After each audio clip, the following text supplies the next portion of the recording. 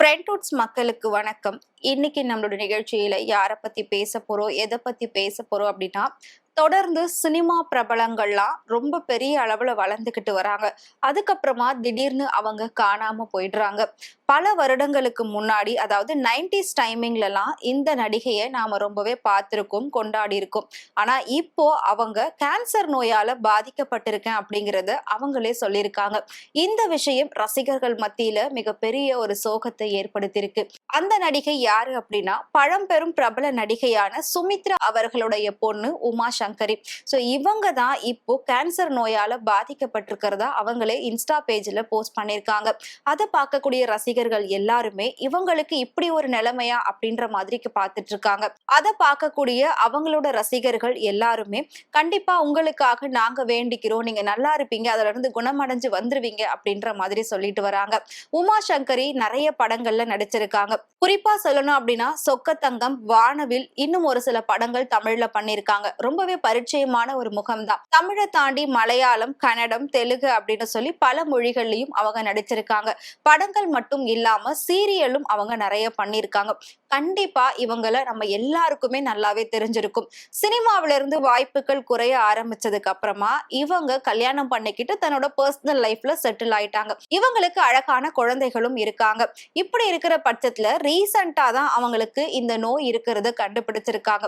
இது breast கேன்சருடைய starting stage அப்படின்னு சொல்லப்படுது. அதாவது ஃபர்ஸ்ட் ஸ்டேஜ்லயே அவங்க பார்த்து கண்டுபிடிச்சிருக்காங்க. அதை வச்சு அவங்க என்ன சொல்லியிருக்காங்க அப்படின்னா, கண்டிப்பா நான் இதுல இருந்து வெளியில வந்துருவேன்னு 100% நம்புறேன். இதுல உங்களோட ஆதரவும் வேண்டுதலும் கண்டிப்பா எனக்கு வேணும். இது எதிர்பார்க்காத ஒரு விஷயம்தான். இதை ஏத்துக்கிறதுக்கே ரொம்ப நாள் ஆகும். இதுல இருந்து நான் எவ்வளவு போராடக்கூடியதா இருக்கும் அப்படின்றது தெரியல. இந்த வலியும் வேதனையும் எவ்வளவு நாட்களுக்கு அனுபவிக்க வேண்டி இருக்கும் அப்படிங்கிறது தெரியல.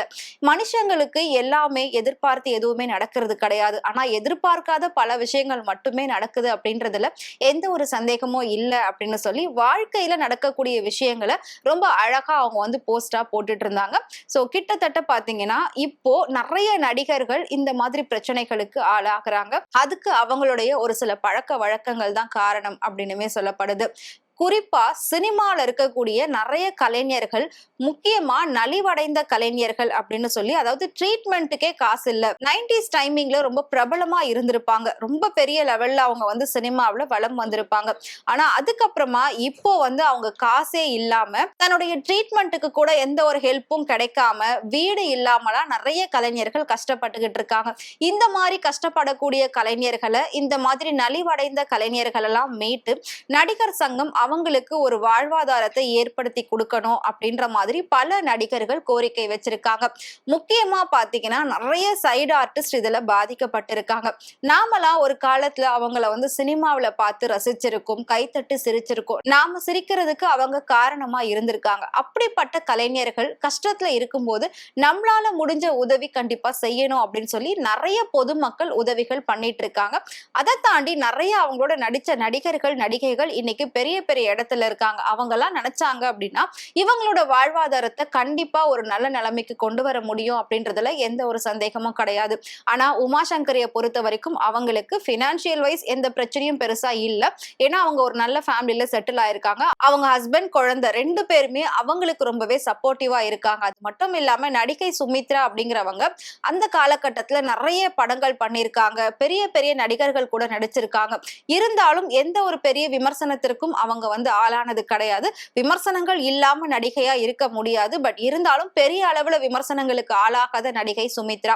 இவங்களுடைய ஒரு அழகு, திறமை, நடிப்பு அப்படிங்கிறது ரொம்பவே பேசப்பட்டது ஒரு காலகட்டத்துல. சோ அந்த அளவுக்கு இருந்த ஒரு நடிகையோட மகளுக்கு இப்போ இப்படி ஒரு நிலைமையா அப்படின்னு சொல்லி பார்க்கக்கூடிய ஒவ்வொருத்தரும் அவங்களுக்கு ஆறுதலை சொல்லிட்டு வராங்க.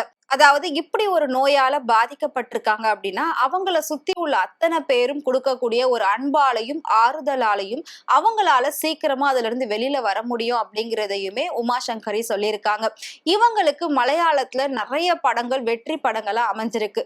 தமிழ்ல மட்டும்தான் இவங்க லீட் ரோல் அப்படின்னு சொல்லி பண்ணி பெரிய அளவுல போகல. ஆனா சொக்கத்தங்கம் படத்தை யாராலையும் மறக்கவே முடியாது. கேப்டன் அவர்கள் கூட இவங்க நடிச்சிருக்காங்க. அவ்வளவு அழகா தன்னோட நடிப்பை வெளிப்படுத்துவாங்க. சோ எந்த ஒரு ஆபத்து ஆபாசமான விஷயங்களையும் இவங்க நடிச்சது கிடையாது. ரொம்ப குடும்ப பாங்கான ஒரு முகம் தான் அவங்களுக்கு இருக்கும். இப்படிப்பட்ட பொண்ணுக்கு இந்த மாதிரி ஒரு நிலைமை வரவே கூடாது அப்படின்னு தான் எல்லாருமே வந்து சொல்லிட்டு இருக்காங்க. சோ உமா சங்கரி அவங்கள உங்களுக்கு பிடிக்கும், நீங்க அவங்கள பார்த்திருக்கீங்க அப்படின்னா மறக்காம அவங்களுக்காக கமெண்ட் பண்ணுங்க. அதே மாதிரி அவங்க கூடிய சீக்கிரம் பூரணம் குணமடைஞ்சு திரும்பவும் பழைய நிலைமைக்கு வரணும் அப்படின்னு சொல்லி ஃப்ரெண்ட்ஹுட் சார்பாகவும் பிரார்த்திக்கிறோம்.